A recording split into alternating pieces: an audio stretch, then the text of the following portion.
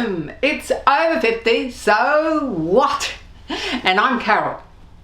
To kick off with today, we're going to have a chat to Alan Stevens.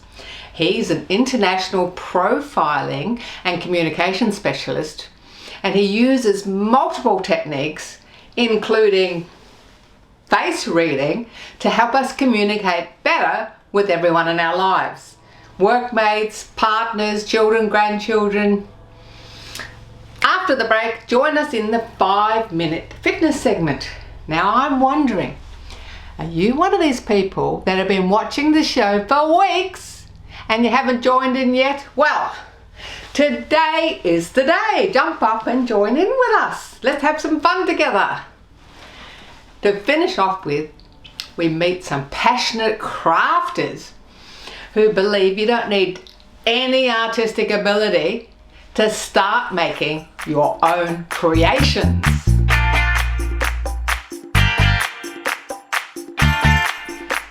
Welcome to Energy for Life. Previously on this segment, we've spoken to an expert in emotional intelligence, and he told us how we can use EQ and body language to improve our communications with others and our relationships. Today we're going to take a look at another tool, profiling. We meet Alan Stevens.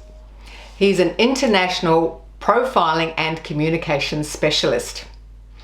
Alan is regularly seen in national TV, radio and the world press. He profiles leading politicians, TV and sports stars, even the British royalty. The Herald describes Alan as the mentalist meets Dr. Phil. Hi Alan, and welcome to Over 50 So What? Great to have you on the show. Thank you very much. Over 50 So What? I think we've got a lot to talk about. Well, we also say over 60 so what, over 70 so what, so you just, yeah, that's what we're all about. Now, you describe yourself as a profiling specialist, and most people would watch cop shows on TV and CSI and they'd see all these criminals being profiled. Can you just talk to us a bit about what kind of profiling you do? Well, as you say, when people hear that, they usually get nervous when I'm in a room and they think, oh, is it that CSI type stuff? And I go, no, profiling is used in a lot of different ways. The way I use it is to build relationships with people. The more I can understand somebody, know how they like to take information in, then I know how to speak to them in a way in which we can connect more effectively. And what type of profiling do you do? We've talked on the show before about EQ and body language. Can you tell us a bit more specifically about your style of profiling? Originally, I used to use psychometric profiling, where we'd ask people questions, and through the answers they gave us, we'd be able to work out their profile. But about middle of the 2000s, 2007, 2008, I realised I needed a more efficient system of being able to read people without asking them a single question. So what I found was by bringing 4 different modalities together, I can do that. And the first one is, and this may sound a little bit woo-woo to some people who are listening to this, your facial features tell me your personality. And if you think about it, how that works, if you lift weights, you're going to build muscles in your body. And everything we feel inside, we express outwardly. That's why the expressions on our face and our body language work. You put those together. And if you concentrate like I do, I think and I work when I'm working away, and I pull expressions. That's why I've got these vertical lines above my eyes here, between my eyes, and also above my eyebrows, the raised sections there, because I'm working those muscles over and over again when I'm thinking. So your facial features are a history of how you like to think and process. There's your personality.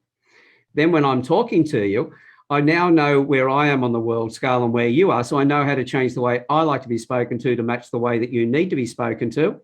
And when I do that, now I've made a connection with you, and I've got your body language and expressions that then give me the feedback. So there's little twitches on the face that give away your emotions.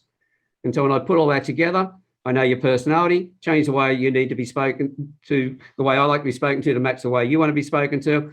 And then I get the feedback from the body language and expressions. Well, that sounds fascinating. I can't wait to get into it in a bit more depth. Now, how exactly did you, on your journey, end up doing this? Well, because I was shocking at reading people.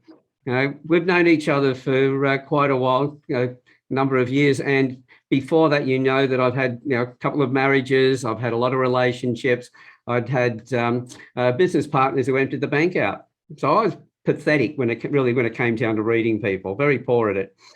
But in the late 2000, about 2007, 2008, I was working with a company that taught currency trading, and it was from there that I learned that I needed to read people more effectively, and I needed something better than asking people questions like using Myers-Briggs and DISC.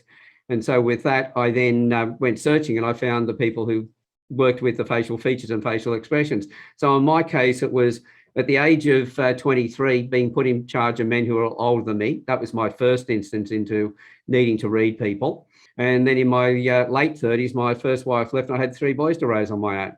They were 4, 11 and 12. So now it was understanding them, and I moved into bringing all of it together. And it's been a progression to now where I've been classed as one of the leading authorities on reading people globally.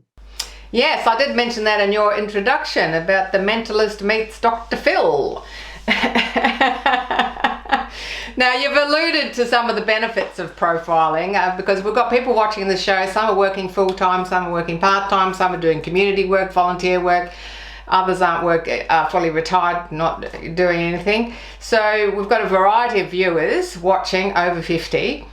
And profiling, you've alluded to already, is great to enhance your communications and your relationships with others. So can you give us more examples? You've mentioned that your children and your workmates and your teammates and the people you're underneath you, of how this profiling can help you in everyday life. If you think about relationships are the foundation of everything we do in life. To find a partner, we've got to build a relationship with them. With our children, if we've got to have that relationship with them so that they feel that they belong, that they're loved and everything else, and get that connection with them, we need to be able to build a relationship. In the workplace, we're working with people. We're social beings. And so in the workplace, we're always connected to other people. We want to make sure it's a great connection. And so if we start off with, say, first of all, finding the right partner, the idea there is to be able to read your partner, understand their personality traits, know what you want in your life, and you can find the right partner through being able to read them that way. Once you've found the partner, then how do you keep that partner? Because every trait has an upside and every trait has a downside, as I call it, where you have a strength and you have a weakness. The strength is where the things that you love doing. And when you get together with somebody, it'll be the high side of their traits that we notice.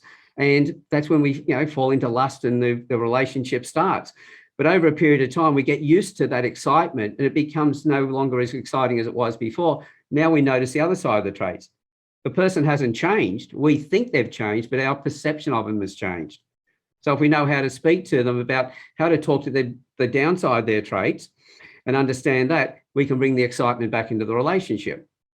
Then with our children, we know what hobbies and sports will suit them at a very early age. Before they pick their final subjects at school, we know what careers will suit their personality. So we can steer them into a career where they're going to be happy at work. So if you find a job that matches your career, then you're going to be happier at work. If you're going to be happier at work, you're going to be more productive. The company makes more money. And if you're happy at work, you're going to be happy at home. And the relationship with your spouse will be better, and the relationship with your children. So this fits into every part of life.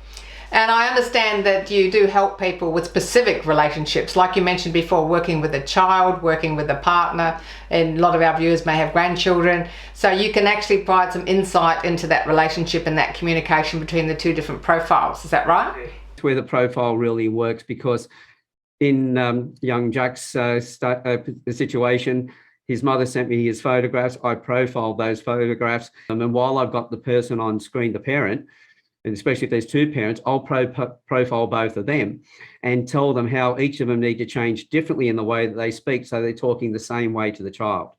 And each parent will need to change differently because they'll be different personalities. Right, well, that's fascinating stuff. We could probably talk for hours and hours and hours, but we only have a few minutes. So we're going to have to wind up now. So thank you so much for sharing all that information with us. So, and thanks for coming on the show. You're welcome. Thanks very much for the invitation. Thanks for watching our TV show. Be sure to hit subscribe and then you'll never miss an episode. Jump on Facebook, join our group, get in on the fun, fitness, wellness and inspiration. I'm Carol, over 50. So what?